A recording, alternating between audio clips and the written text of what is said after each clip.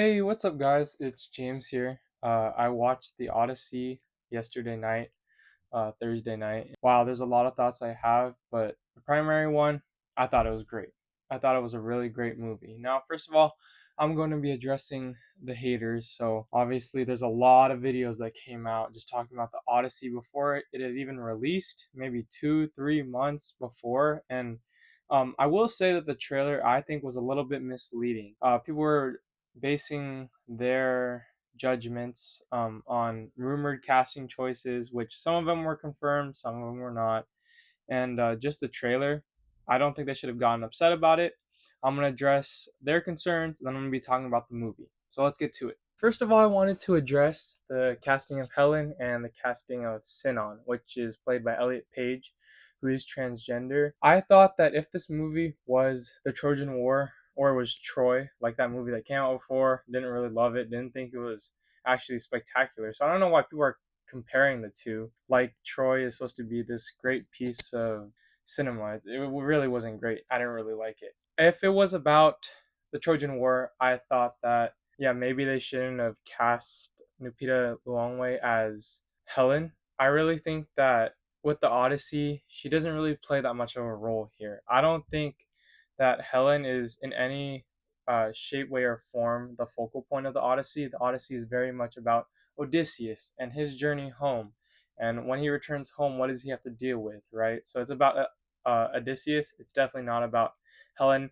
That being said, I don't think it was really necessary for Christopher Nolan to do that. I think he is a pretty conservative guy. So when people were saying, "Oh, this is a piece of woke trash. It's gonna flop. It's not gonna do great at all. Like this is just totally woke," I wouldn't actually agree with that. Historically, Christopher Nolan has been pretty conservative with his films, so I don't think that was ever a concern. And obviously, he's one of the greatest directors of this generation. He's probably one of my favorite directors. So I knew that unless something had really gone wrong, maybe he'd suffer some sort of brain injury, that he was going to come out with a banger. And I thought this movie was honestly that banger. Now, speaking about Elliot Page, they do play this soldier named Sinon. This soldier meets a pretty unfortunate end. Hopefully, that's not a spoiler if you haven't watched the movie yet. I really think that knowing who they are, it kind of fits. It kind of fits the character.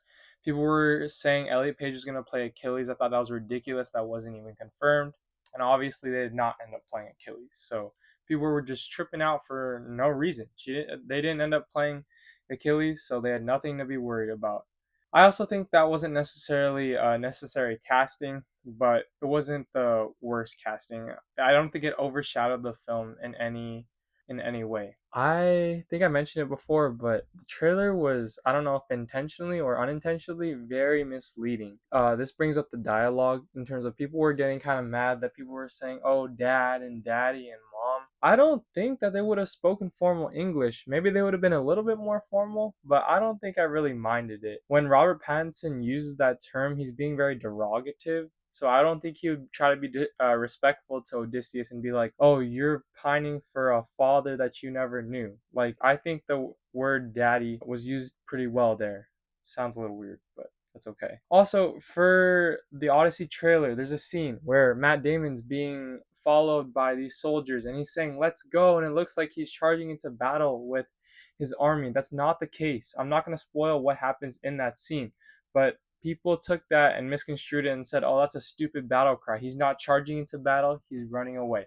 So don't get that mistaken. Now, another complaint that I hear about is, "Oh, that, the actors weren't Greek, there's too many A-listers." This movie is not necessarily about historical accuracy. Obviously, historical accuracy is nice. They don't want to be too inaccurate, right? It'd be weird if Batman showed up. That's not what that movie is about. But I do think that historical accuracy is not the number one priority.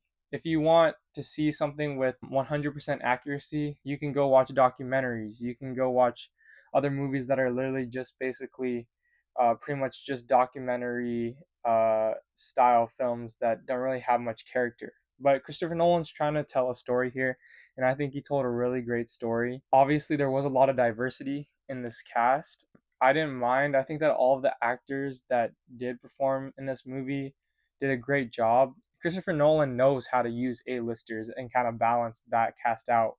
He did it in Oppenheimer, and he's done it in a few of the other movies. A-listers love working with him, and rightfully so. Again, repeating, I think it's stupid that people said, "Oh, this movie's woke. It's gonna bomb. It's gonna do so bad." Right now, and I'm filming this on Friday night. It actually has 17 million that it made over Thursday, so it has a pretty good opening so far.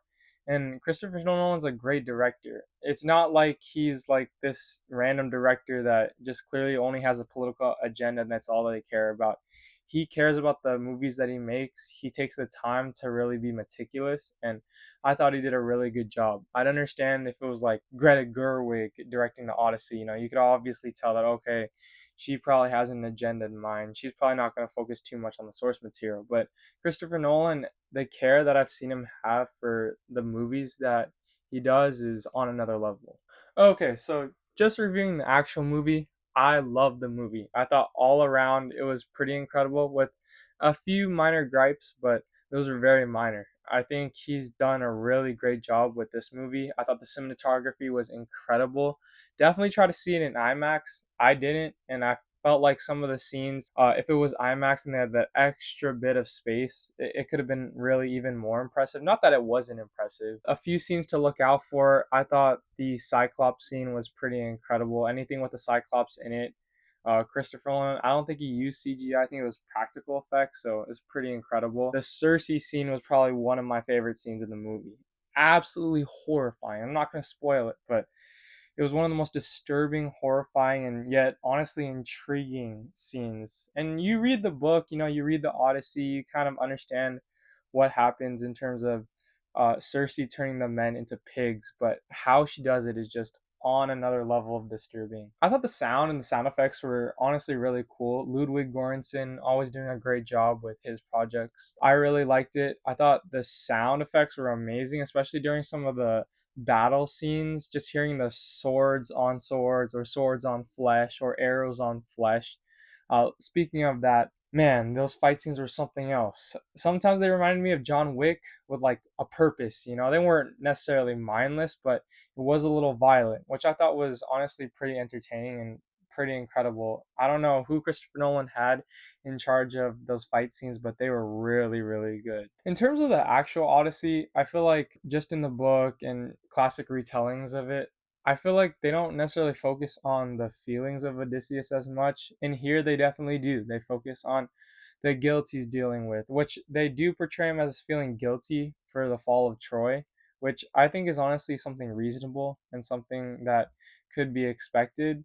They go on this tangent, and I won't spoil it too much about the law of Zeus. So I think that the direction Christopher Nolan went in telling the Odyssey was a good one in terms of a storytelling choice. Otherwise, he did stick with the Odyssey in terms of the literature form pretty closely. Yeah, so with that, those are my thoughts on the movie. I'd love to hear your thoughts, but I think this is probably going to win Christopher Nolan a few Oscars, partly because of his interesting casting choices, but also mainly because of the quality of the movie. I haven't seen a movie like this in a while, and it was 3 hours, but it felt like the shortest 3 hours that I felt in a movie. Nothing felt like it dragged on. Every scene felt heavy, it felt emotional, and it looked incredible. So let me know what your thoughts are, and thank you for your time.